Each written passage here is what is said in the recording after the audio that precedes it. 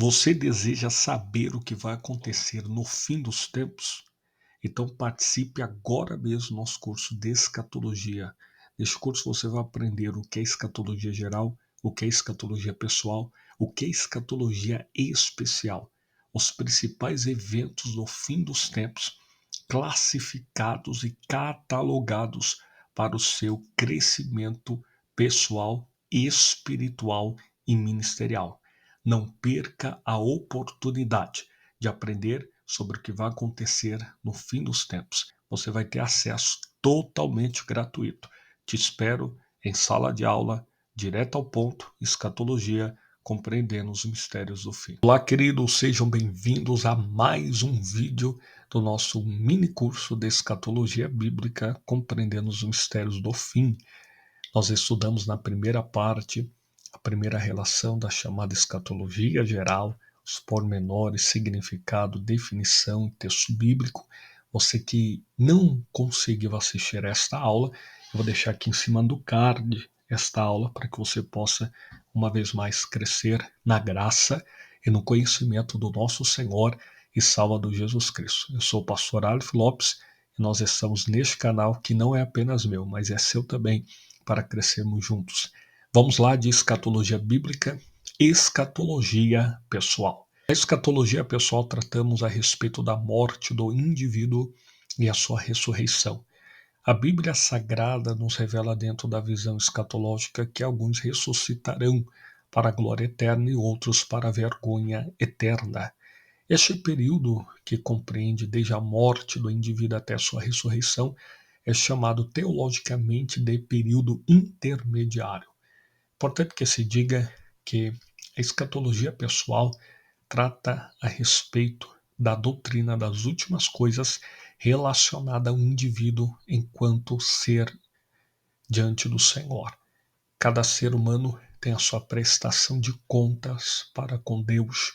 Sefer Kohelet, livro de Eclesiastes, escrito pelo rei sábio Salomão, capítulo 12, versículo de número 7, declara: e o pó volte para a terra que o era, o espírito volte para Deus que o deu. Importante ressaltar que o pó representa a unidade de carbono que produz cerca de 20 aminoácidos diferentes.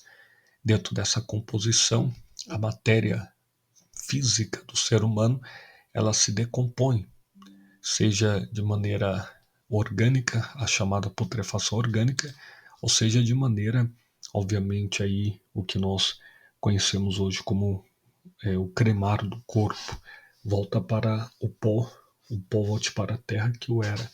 Naturalmente, essa profecia se cumpre cabalmente em todo ser humano, ou em toda esfera da sociedade, seja rico ou pobre, vai voltar para o pó da terra.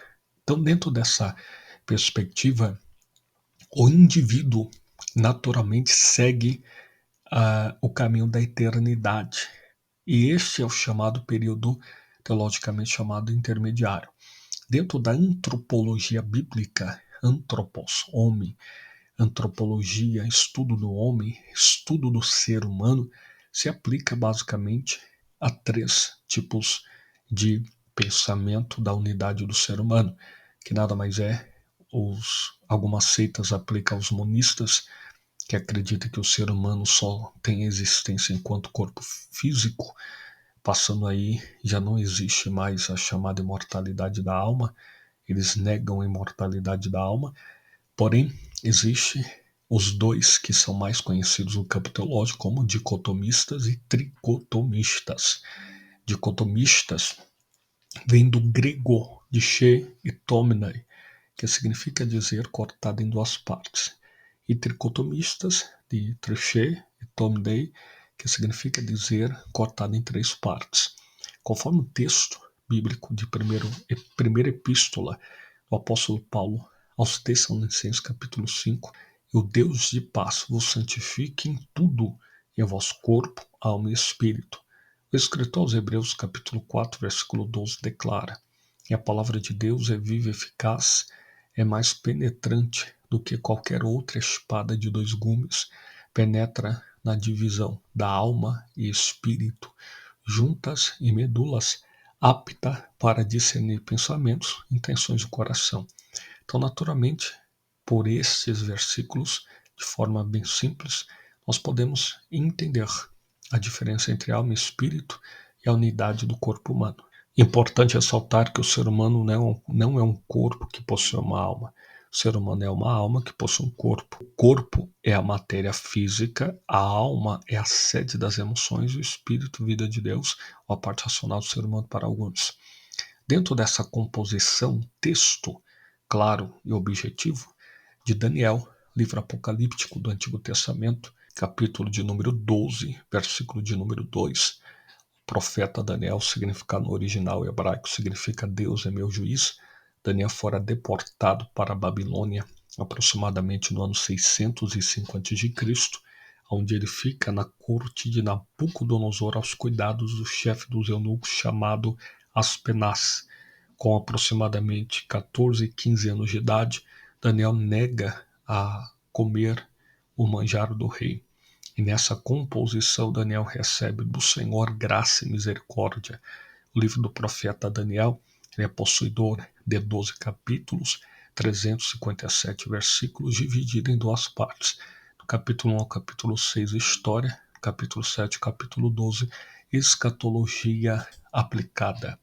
Daniel é considerado, dentro da escatologia, como o livro apocalíptico do Antigo Testamento, porque ele trata a respeito de eventos futuros, da doutrina das últimas coisas, em que o seu tempo algumas se cumprem no sentido histórico da Babilônia, porém Medo-Persa também, mas posterior às profecias de Daniel são pontuais. Porém, não vai dar para falar e esgotar o assunto nesse mini curso, mas vou deixar aqui na descrição, você que assistiu até agora este mini curso, vou deixar aqui na descrição o nosso link para o aprofundamento, para o seu crescimento pessoal, espiritual e ministerial, onde tratamos a respeito do livro do profeta Daniel, status escatológico, os 4 animais proféticos, tudo ali para o seu crescimento.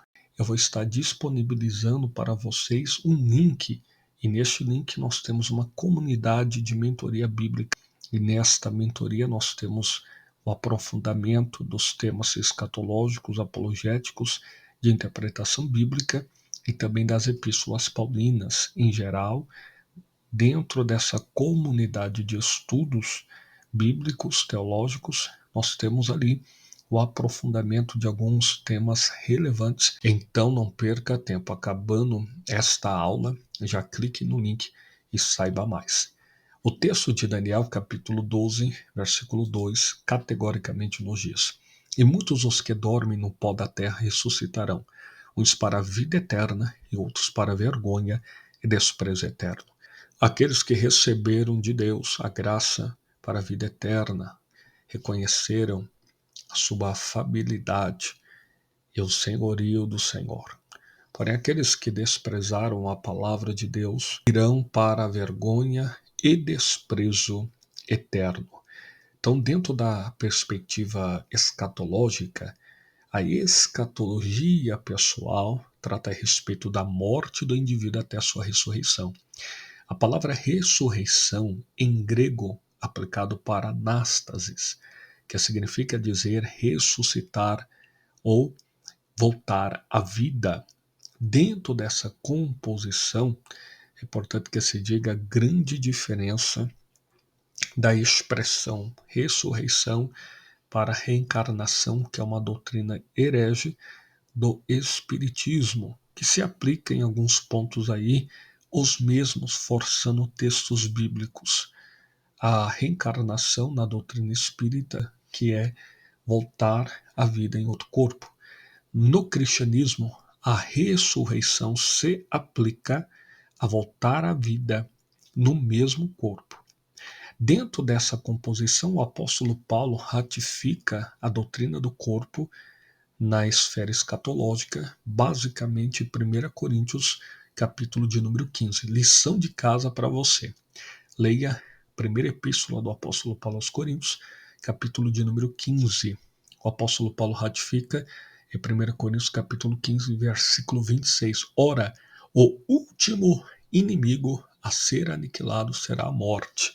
Dentro dessa perspectiva pessoal do indivíduo em relação à sua salvação para com Deus, nós temos também a aplicação perfeita de que não haverá o que muitos pregam por aí em relação ao purgatório ou chamado umbral, ou é céu ou é inferno. Texto de Hebreus capítulo 9, versículo 27. Ao homem é dado apenas uma vez morrer. Depois disso segue-se o juízo. Então, dentro dessa composição, todos, justos e ímpios, ressuscitarão. E aqueles que não receberão Jesus como Salvador, ressuscitarão, mas para a vergonha eterna. Porém, os justos que foram justificados por Cristo ressuscitarão em glória para a vida eterna.